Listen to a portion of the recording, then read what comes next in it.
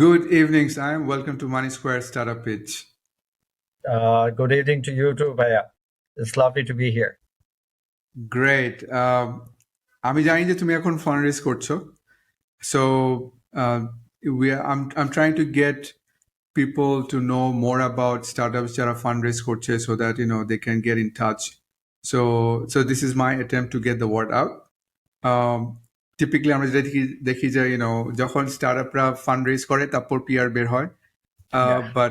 But between the fundraise ফাউন্ডারদের কোনো actually কোনো access নাই যে to get the word out. So what I'll do is তুমি যদি একটু ছোট করে ইন্ট্রো দাও তারপর আমরা we can look at your pitch. That Yeah. sounds good. Yeah. Perfect, Pat. So brief intro about me. I graduated in 2016 out of IBA at Dhaka University. After that, I started a F&B business. We were mainly in corporate catering. We did really well. We expanded into verticals like cloud kitchens and consumer food products. We launched the country's first events marketplace as well. But that was right before the pandemic. Then the pandemic hit, and it was very tough for us to go on. That's when I decided I should move on and work on something that creates opportunities for people. And that's how Airwrk was born. Fast forward like a year, more than a year now. Here we are. We've raised quite a bit of money, and we are doing really well in terms of our traction as well. With like over, I think 2,200 talents right now. Many of them are working with clients in US, Singapore, and Middle East. So overall, really exciting times. We're raising a small 200K round right now. So let's see. Fingers crossed. All right, great. So Amra, let's go to the pitch itself. All right, Pat.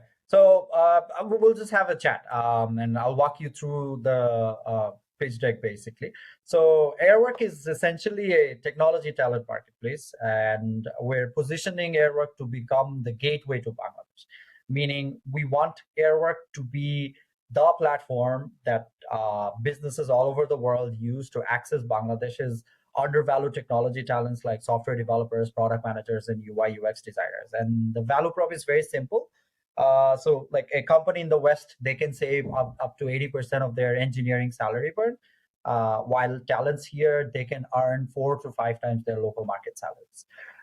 So there's demand, there's supply. It's a matter of execution right now. And yeah, so let's move on, Bhaiya. The opportunity, like I was talking about the demand and supply, like Bangladesh is actually the second largest supplier of online labor in the world. The macroeconomic indicators are like crazy right now. We get 20,000 fresh computer science grads every year. I think I read a report last year that the enrollment in computer science exceeded that of business domains. Wow. So the country is gearing towards that. We are where India was, let's say, 10, 15 years ago. The IT industry is growing, and most importantly, there's this arbitrage opportunity that's there. And that's where Airwrk comes in, basically. So if we move on to the next slide, I think if the audience is local, you already know this, but Bangladesh is a humongous country with a lot of people. Our main resource is actually our human resource. The economy is bigger than that of Singapore, and every other person here has a smartphone. So the macroeconomic indicators on the supply side, they are pretty solid. But if we move on to the next slide, where we talk more about the demand side problems. So companies in the West, they're going through, the economy is hard, and COVID was there to sort of like teach us how to operate remotely. But if you combine these two factors, you'll see that remote recruitment is not that great. It's very fragmented. You post a job, you promote it, you gather applications somewhere, you assess them. So it's a very fragmented journey. But on the, let's say there are like competing platforms like ours, but these platforms do what we call agency pricing, meaning, let's say a talent is getting $1,000, but then they will charge the client $5,000. That's where we sort of come in with a very transparent, integrated marketplace where we let the talent and the client negotiate their own salaries, and we charge a fee on top. So basically, it's the traditional offshoring business, but we're slicing it up. We're making it more distributed with our contractor model, and we're trying to scale it up using our end-to-end full stack platform. So you could say that Airwrk is trying to disrupt the traditional offshoring business here. Um, and what it does is it helps companies like deploy and manage their remote teams. So we are an end-to-end platform from job posting to paying the talent to even offboarding. We're building that full stack platform, and on the talent side, the jobs are there. And how it works is that we charge this 10% fee on top of the disbursement. If you really like someone, you can get them on your payroll by paying us a month worth of salary. And we recently started working with teams as well. So teams are local dev shops that clients can use to offload projects here through us. And because of this very distributed model, we are able to charge a very competitive rate compared to even the local dev shops here in Bangladesh, and compared to our peers as well. Would you like to say anything, Mustafiz? Yes, actually, I mean that's interesting. So this is interesting. I haven't seen actually getting a team to kind of do a project or freelancing project on a platform. So how is that? Is this launch? Is it live? This particular offering? Teams, we are doing it off the platform right now, Okay. but individuals is Have live you right finished a project with that? We just submitted a couple of proposals. One of them was for a insurtech marketplace. The other is for a POS, integrated POS system And for US gas stations. and are you be taking this feature online very soon? Like when? No, we don't. It's scheduled for Q4 as per our product roadmap, but Okay, not anytime soon. cool. So, let's talk traction now. So we started selling in December of last year, and in about 4 months or so, we're doing close to 400,000 in GMV, which translates to we take around 10%.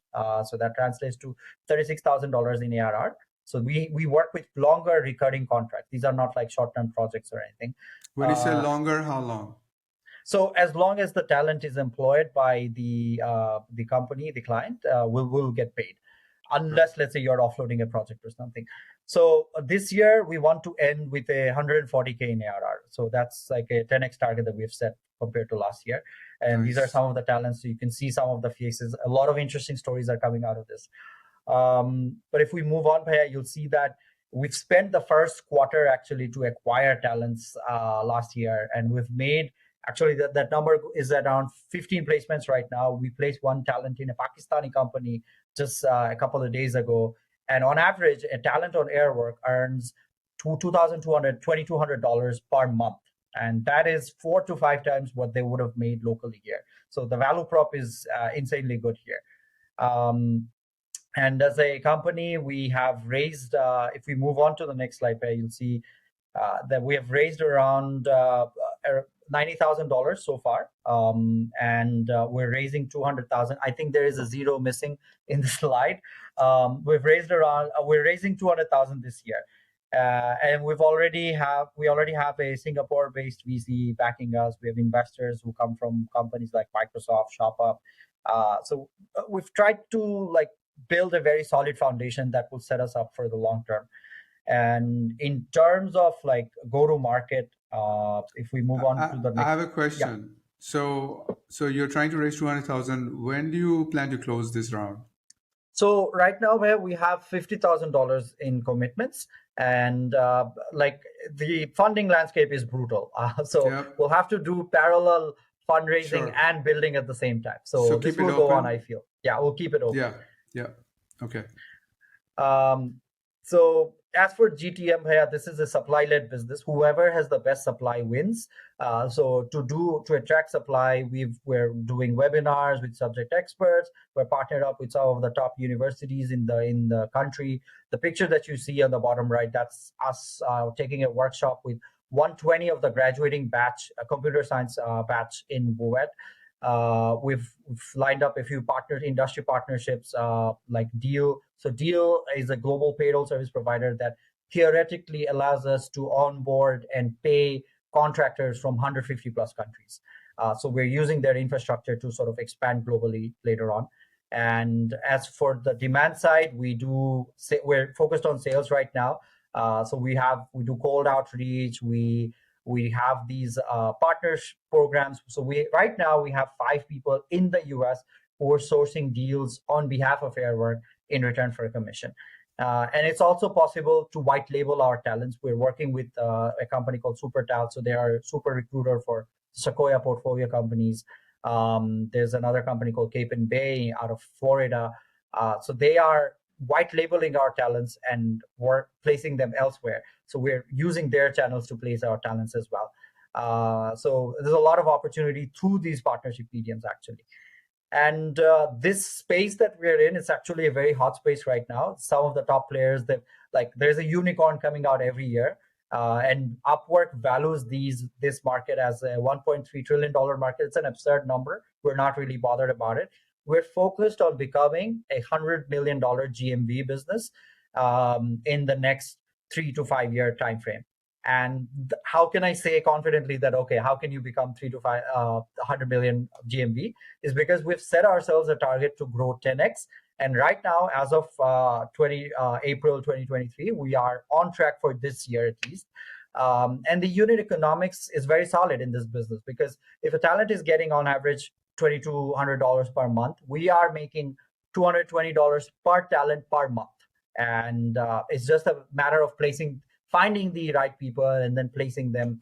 So the unit economics adds up, which is why we're trying to scale up some of the technology team that we have, because the bottleneck is in finding those people. If you take a bell curve and take the top 2%, identifying the top 2% is where the challenge is, which is why we're automating a lot of the stuff that we have on our platform.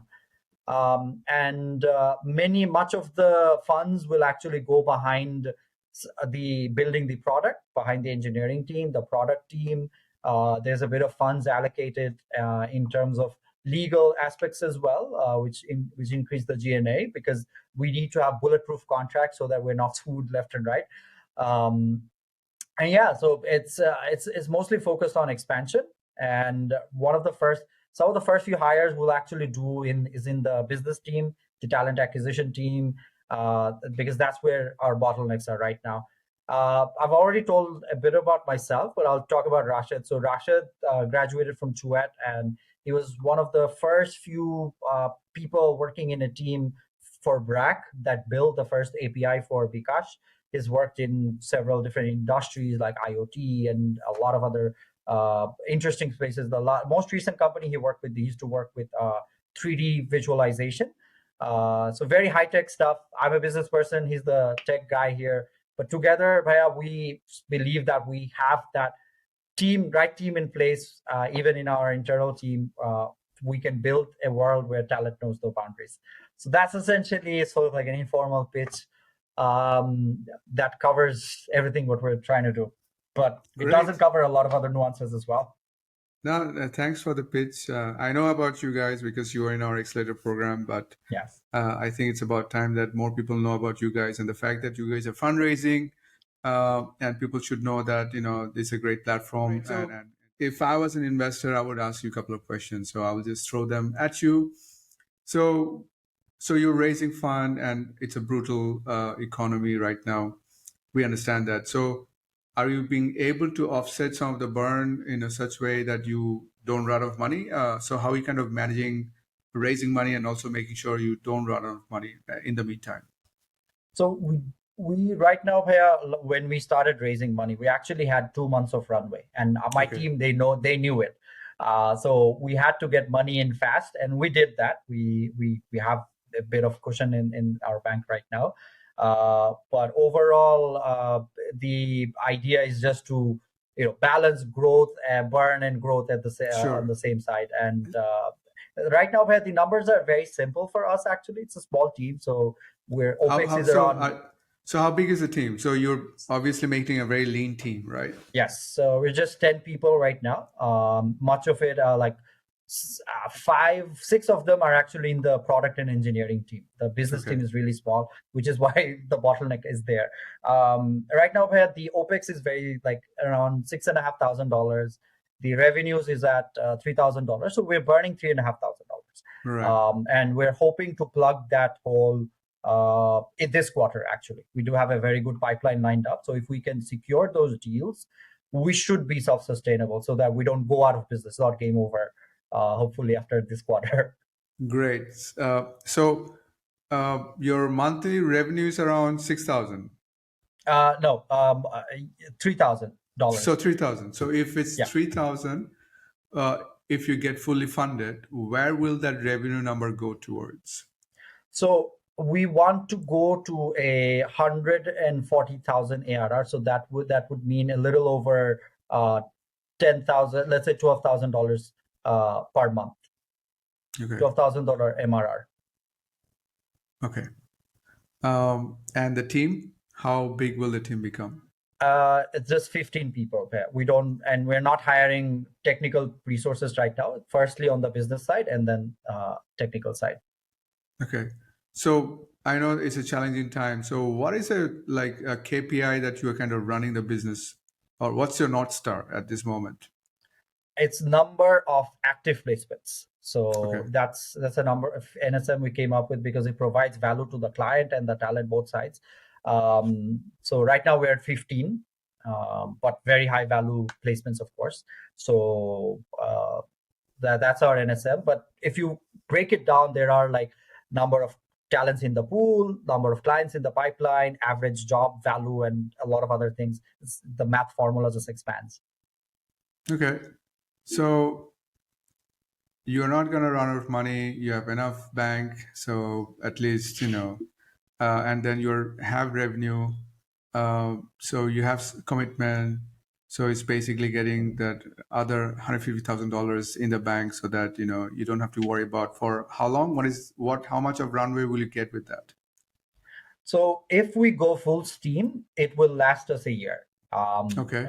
And but I don't expect it will last us a year because our revenues will also pick up. But considering like a very small, like the trajectory we are on, this should last us a year.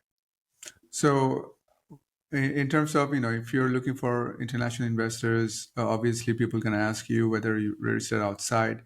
So in terms of incorporation, where are you guys at right now? I got very good mentors like Mustafiz bhai, so I had the best guidance from straight up like get go. So we are actually incorporated in Delaware, Okay. and we have a local entity as well here. So Delaware is the holdco. We have the opco here, where the majority owner is the Delaware entity. Right.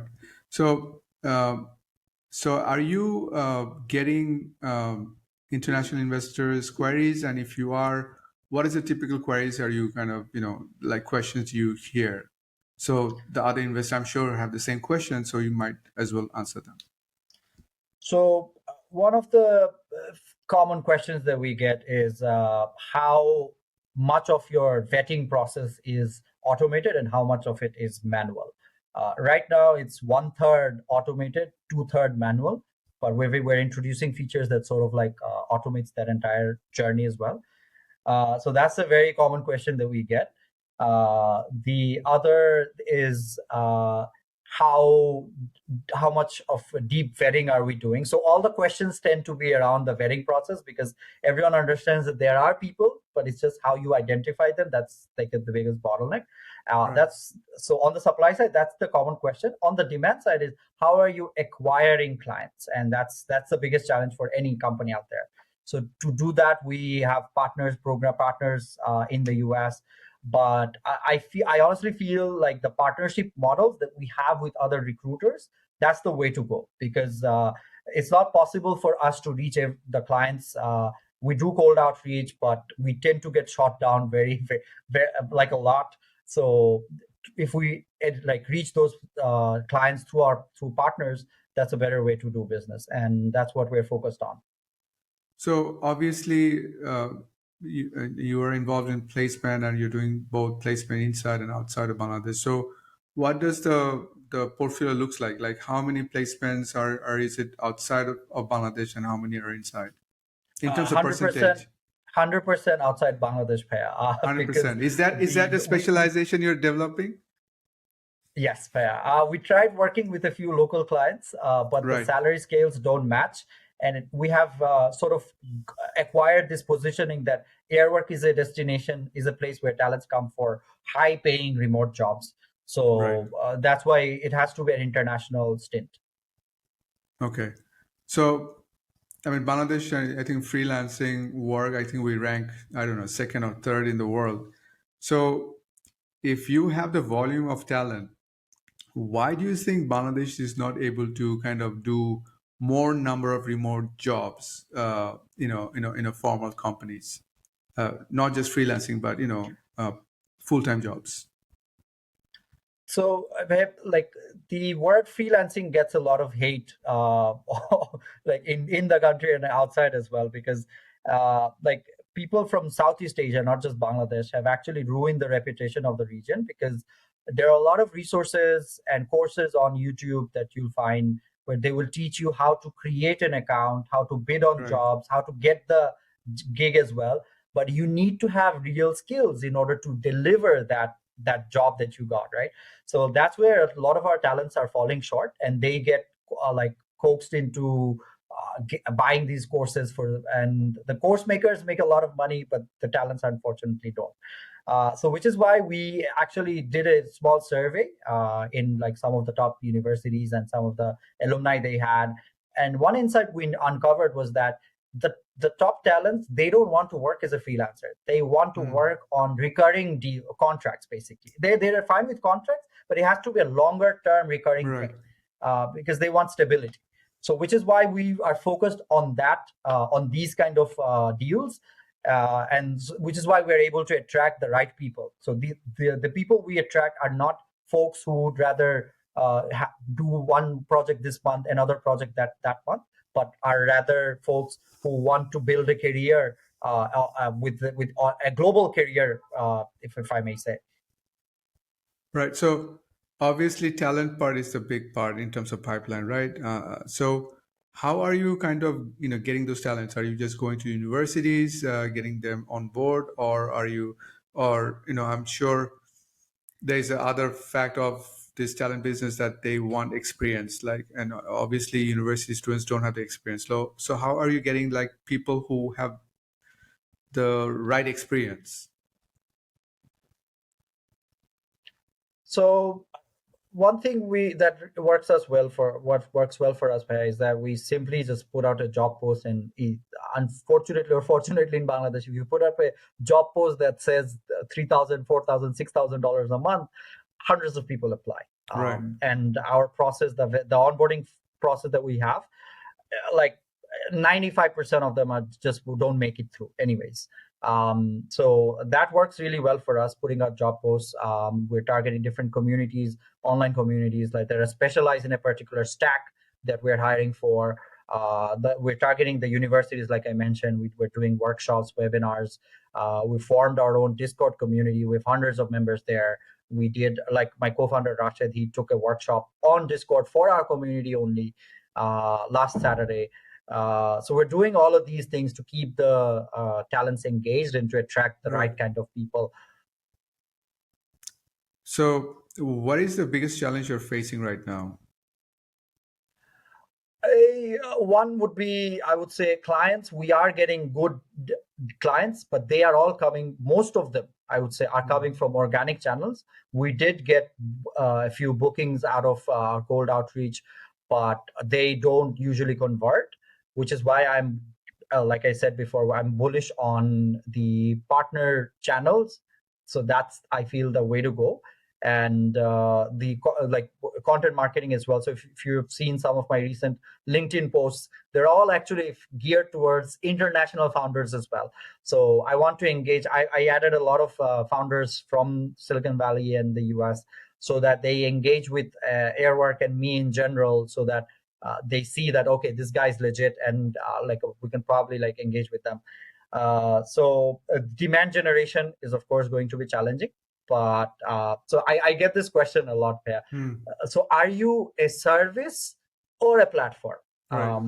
Right now we're tipping towards the service, but a lot of other features that we're building, like the scheduling feature, video resume feature, they will take some time to be live, right? So which is why we are tipping towards service, but as we become more and more feature rich, we have to focus, like transition from the sales led To product. approach to a product led approach. Yeah. And that shift is going to be very delicate, but it seems very challenging, so I'm excited about it.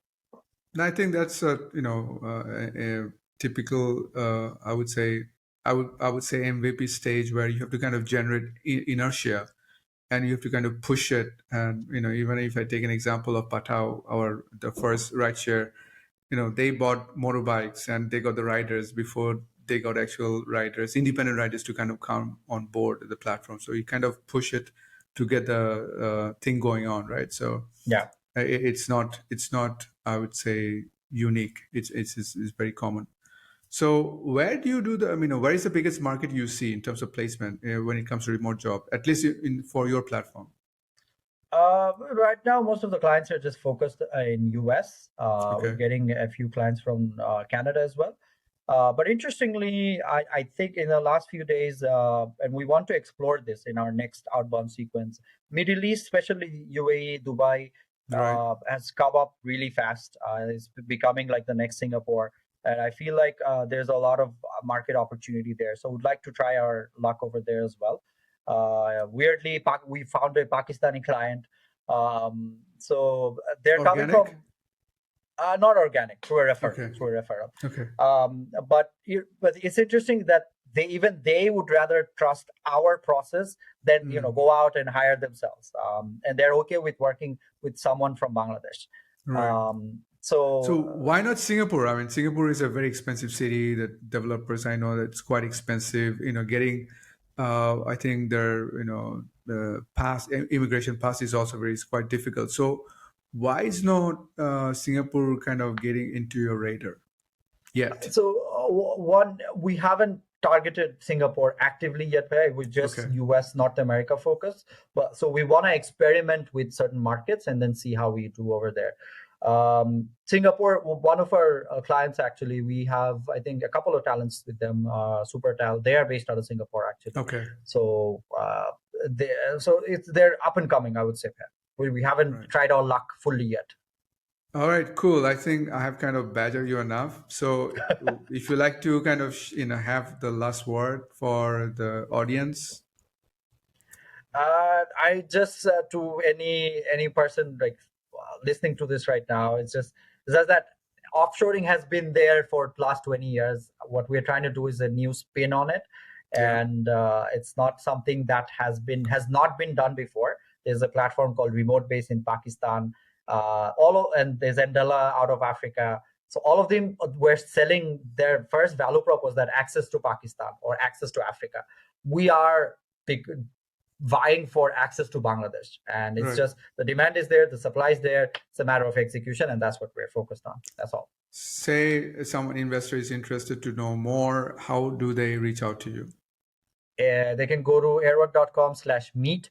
So they'll be redirected to a Calendly page, and they can just talk to me. All right, great. Thank you very much, Sayem, and all the best in your fundraise. Thank you so much for having me, Paya. It was a pleasure getting grilled by you again. And I look forward.